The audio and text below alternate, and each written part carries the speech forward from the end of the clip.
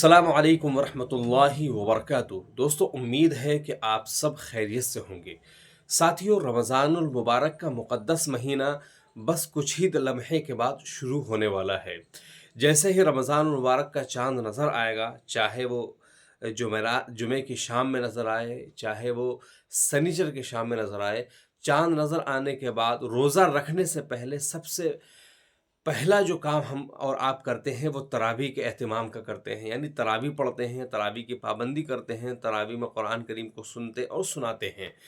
ایسے میں آپ دیکھیں تو شہر کے اندر کسی بھی آپ شہر میں چلے جائیں، مساجد کم ہیں، حفاظ کی تعداد بہت زیادہ ہے، تو اکثر حافظوں کو مسجد کے اندر قرآن کریم سنانے کا موقع نہیں مل پاتا۔ زیادہ تر وہ دوسرا راستہ اختیار کرتے ہیں، کسی کارخانے میں سنا لیا، کسی فیکٹری میں سنا لیا، یا کسی گھر کے اندر سنا لیا، اور جہاں انہیں موقع ملتا ہے وہ قرآن کریم کو سنانے کی پوری کوشش کرتے ہیں،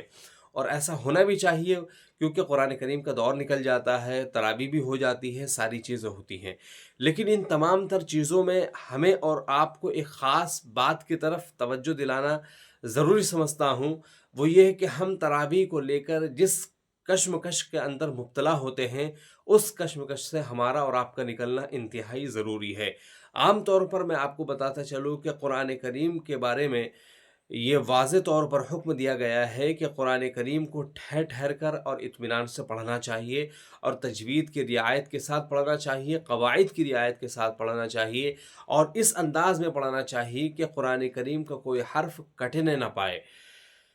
اسی وجہ سے قرآن کریم کو ٹھہر ٹھہر کر پڑھنے کا حکم دیا گیا ہے۔ خود اللہ کے نبی صلی اللہ علیہ وسلم قرآن کریم کو ٹھہر ٹھہر کر پڑھا کرتے تھے، صحابہ کرام قرآن کریم کو ٹھہر ٹھہر کر پڑھا کرتے تھے، اور وہی طرز آج بھی حرم مکی کے اندر واقع ہے کہ آپ اگر وہاں کی تراویح کو سنیں گے، یا پھر جنہوں نے پڑھا ہوگا تو دیکھا ہوگا، قرآن کریم کو تراویح میں بہت اطمینان کے ساتھ اور ٹھہر ٹھہر کر پڑھا جاتا ہے، چاہے مسجد نبوی ہو یا مسجد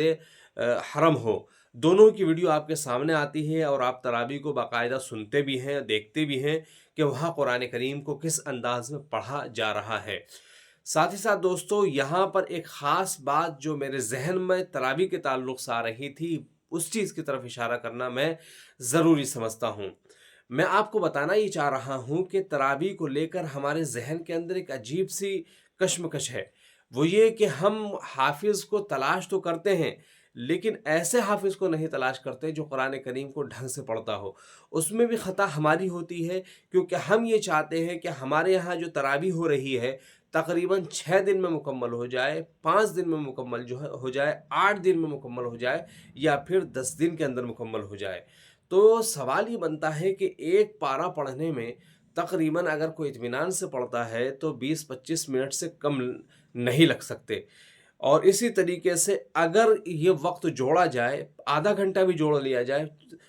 رکوع سجدے کے ساتھ، اگر کوئی بندہ 3 پارہ پڑھ رہا ہے تو 1.5 گھنٹہ، 4 پڑھ رہا ہے تو 2 گھنٹہ، اور 5 پڑھ رہا ہے تو 2.5-3 گھنٹے کا وقت تو لگے گا ہی۔ لیکن اس کے باوجود میں اکثر یہ دیکھتا ہوں کہ جہاں بھی تراویح ہو رہی ہوتی ہے، چاہے وہ 5 پارے ہو رہے ہوں، 6 پارے ہو رہے ہوں،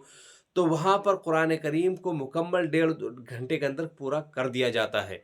تو ایسے میں سوال یہ بنتا ہے کہ وہ حافظ قرآن کریم کو کس انداز میں پڑھ رہے ہیں، کس لہجے میں پڑھ رہے ہیں، اور کیا پڑھ رہے ہیں، اور کس چیز کی وہ رعایت کر رہے ہیں۔ عام طور پر ایسے حافظوں کو اگر دیکھا جائے جو قرآن کریم کو تراویح میں 5 پارہ پڑھتے ہیں یا 6 پارہ پڑھتے ہیں، تو ان کے قرآن پڑھنے کا انداز کچھ عجیب طریقے کا ہوتا ہے، جس سے صاف طور پر یہ محسوس ہوتا ہے کہ یہ بندہ قرآن کریم نہیں پڑھ رہا ہے بلکہ کچھ اور پڑھ رہا ہے، کیونکہ قرآن کریم کو پڑھنے کا جو حکم دیا گیا ہے وہ ٹھہر ٹھہر کر اور آہستہ آہستہ پڑھنے کا حکم دیا ہے، تجوید کی رعایت کے ساتھ پڑھنے کا حکم دیا ہے۔ لیکن وہاں پر جب ہم یہ دیکھتے ہیں کہ ایک بندہ 5 پارے پڑھ رہا ہے یا 6 پارے پڑھ رہا ہے، تو اس کی اسپیڈ کچھ اس انداز کی ہوتی ہے کہ اسے خود سمجھ میں نہیں آ رہا ہوتا ہے کہ میں پڑھ کیا رہا ہوں، اور ساتھ ہی ساتھ جو پیچھے کھڑے ہوتے ہیں انہیں یہ محسوس نہیں ہوتا ہے کہ اس وقت کون سا صفحہ چل رہا ہے، کون سا رکوع چل رہا ہے، آخر قرآن کریم میں سے کیا پڑھا جا رہا ہے، کچھ بھی سمجھ میں نہیں آتا۔ لیکن ایک شوق ہوتا ہے کہ تراویح پڑھنی ہے، اور تراویح میں قرآن کریم کو مکمل کرنا ہے، چاہے وہ 5 دن میں ہو یا 6 دن میں ہو یا 7 دن میں ہو۔ تو اس طریقے سے قرآن کریم کے پیچھے پڑھنے والے سے अपने आप को बचाना ज़रूरी है। वजह क्या है कि जो लोग कुरान करीम को इस अंदाज़ में पढ़ते हैं, वो कुरान की बेहुरमती करते हैं, बेअदबी करते हैं और कुरान के हक़ को अदा नहीं करते। कुरान का हक़ क्या है कि उसको ठहर कर पढ़ा जाए, इत्मीनान से पढ़ा जाए और उसकी रियायत किया जाए। लेकिन यहाँ ना तजवीद की रियायत होती है, ना उसे इत्मीनान से पढ़ा जाता है, बल्कि बस एक स्पीड और एक समा बन जाता है और उसके बाद वो अचानक से बिरक लगता है, फिर रुकू, सजदा और सारी चीज़ें फुल स्पीड में होती हैं। तो कुल मिलाकर जहाँ 5 पारे या 6 पारे होते हों, वहाँ कुरान करीम की मैं मानता हूँ कि किसी न किसी दर्जे में बेहुरमती ज़रूर होती है। तो इस तरह के हाफ़िज़ों के पीछे कुरान करीम को सुनने से बचना चाहिए। कम से कम अगर आपको सुनना है तो 10 दिन तो होना ही चाहिए, 10 दिन या 15 दिन। इससे कम में कुरान करीम को क्या सुना जाएगा, क्या समझा जाएगा?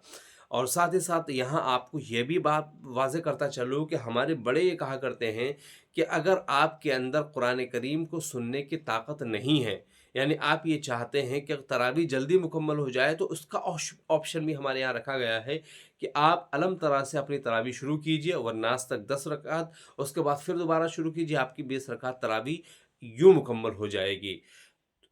आप इस अंदाज़ में अगर आप पढ़ेंगे, यानी अलम तरा से वन्नास तक पढ़ेंगे,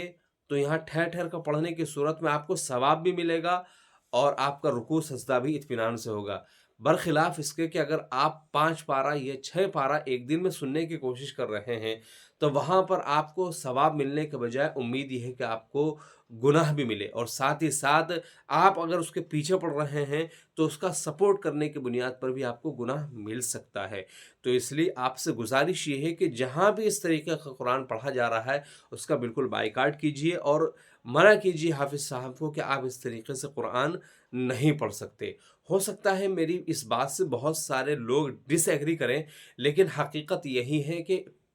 तरावी में 5 पारा पढ़ने का तुक मेरी समझ से बिल्कुल बालातर है। हमने अपने बड़ों को देखा, हमने अपने बुज़ुर्गों को देखा कि वो कभी भी इस तरीके का कुरान नहीं पढ़ा करते थे, ना ही सुना करते थे। लेकिन अब पिछले 10-12 सालों से ये ट्रेंड चल पड़ा है, कभी 5 पारे का हाफ़िज़ चाहिए, 5 पारा एक दिन में सुनाने वाला चाहिए, 10 पारा सुनाने वाला चाहिए। तो मेरे भाई वो क्या सुनाएगा तरावी में? तो इसलिए आप सभी साथियों से गुज़ारिश ये है कि आपको अगर तरावी पढ़नी है, तो या तो फिर आप सवा पारा या डेढ़ पारा या इस तरीके से सुनने की कोशिश करें, या फिर अगर आप नहीं सुन सकते तो कोई ज़रूरी नहीं है, कोई फ़र्ज़ ऐन नहीं कि आपको तरावी में कुरान ही मुकम्मल करना है, बल्कि आप सूरह तरावी के ज़रिए से भी आप अपनी तरावी मुकम्मल कर सकते हैं। तो तरावी के ताल्लुक़ से ये बुनियादी बात मैंने आप लोगों के सामने इसलिए रखी ताकि आपके समझ में आ जाए कि तरावी का असल मकसद क्या है, कुरान का असल मकसद क्या है।